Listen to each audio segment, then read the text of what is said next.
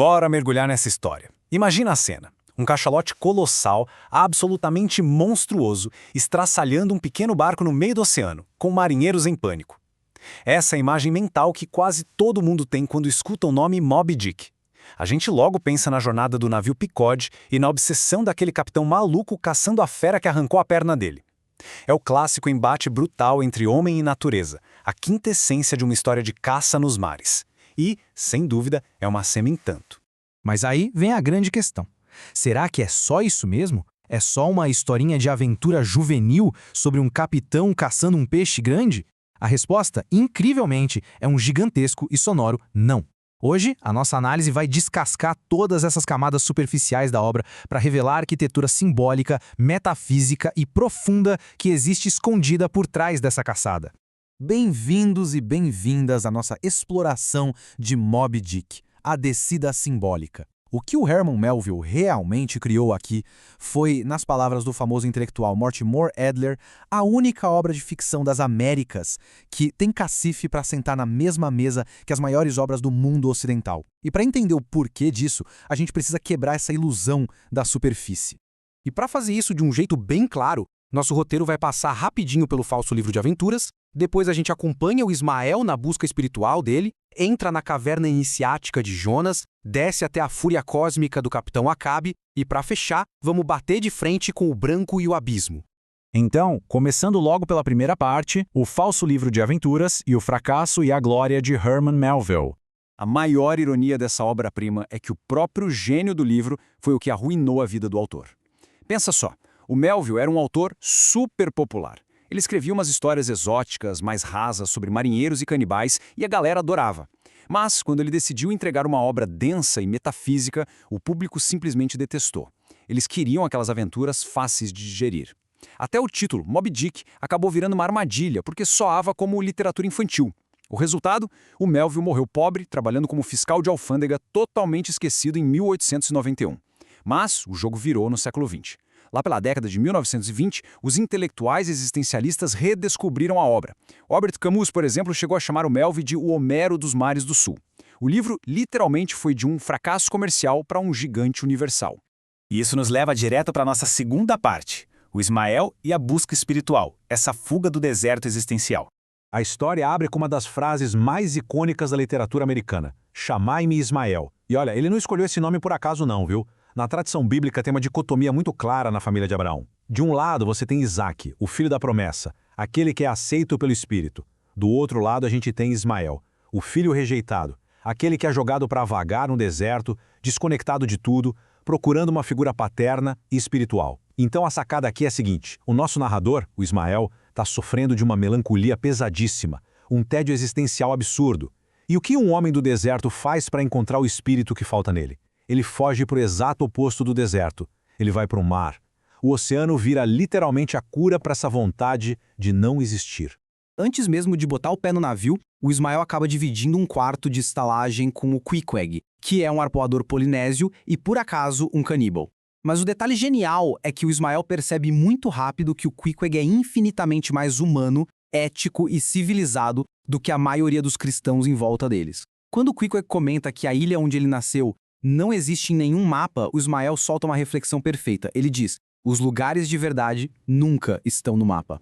Aqui o Melville já está dando a dica de ouro pra gente. A verdadeira viagem desse livro não é sobre geografia. É uma jornada interna. A verdadeira humanidade mora num lugar que cartografia nenhuma consegue alcançar. O que já prepara o terreno para nossa parte 3, a caverna iniciática de Jonas. O ventre da transformação. Antes de o navio Pequod finalmente zarpar, o Ismael entra numa capela de marinheiros e escuta um sermão simplesmente monumental do padre Maple.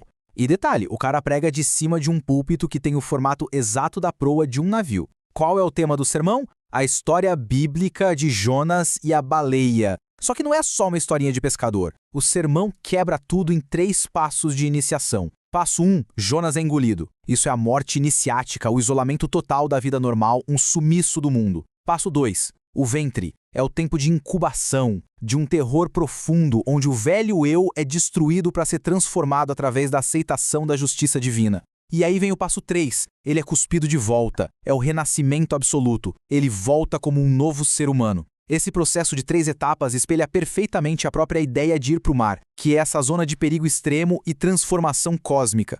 E não dá para ignorar esse número 3. Esse renascimento acontece depois de 3 dias no ventre. E o número 3 é tipo um easter egg gigantesco espalhado por toda a narrativa. A gente vê isso toda hora. 3 botes principais, 3 dias de batalha no final da história, 3 arpoadores principais. Na nossa análise simbólica, o 3 não é coincidência. Ele representa a completude do cosmos. É a posição do homem como esse terceiro elemento espremido ali no meio, exatamente entre o céu e a terra. É a síntese da nossa existência oscilando entre o divino e o caos material.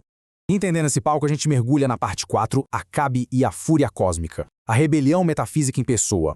É aqui que entra o grande maestro desse caos todo, o Capitão Acabe. O cara anda pelo converso com uma perna de osso de baleia e ele definitivamente não tá no oceano para caçar óleo e dar lucro pros donos do navio. Ele tá lá única e exclusivamente por vingança. O imediato dele, o Starbuck, que é o cara que representa a religião, a razão, o pé no chão, tenta avisar. Capitão, é loucura e até blasfêmia querer se vingar de um animal irracional. Mas a resposta do Acabe é de arrepiar a espinha. Todos os objetos visíveis não são mais do que máscaras de papelão. Para ele, a Moby Dick não é só um peixe grandalhão. A baleia é a máscara física de toda a maldade, de todo aquele mal invisível e inexplicável do universo que esmaga o ser humano. O que o Acabe quer é socar essa parede, é destruir essa máscara, custe o que custar.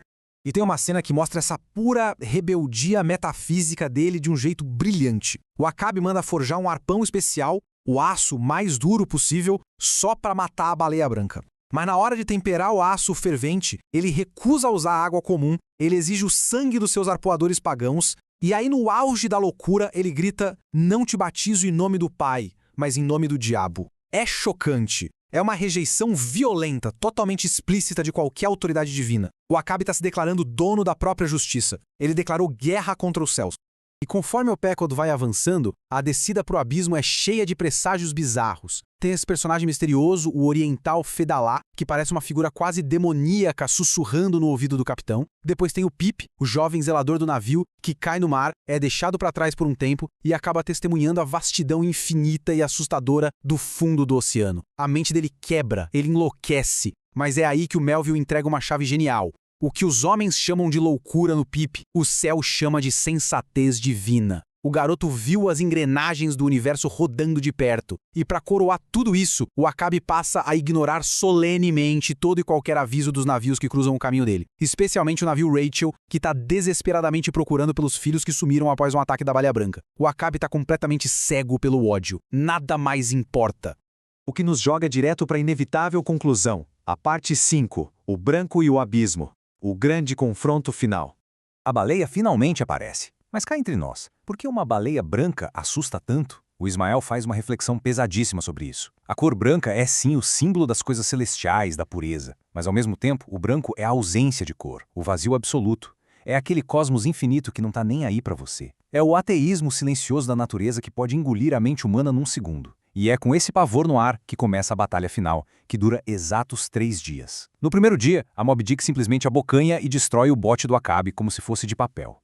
No segundo dia, um ataque novo despedaça a perna de osso do Acabe de novo e o Fedallah some no meio da confusão. O Starbuck chega a implorar para eles desistirem, mas o Acabe bate no peito e diz que é o lugar-tenente do destino. No terceiro e último dia, é o caos absoluto.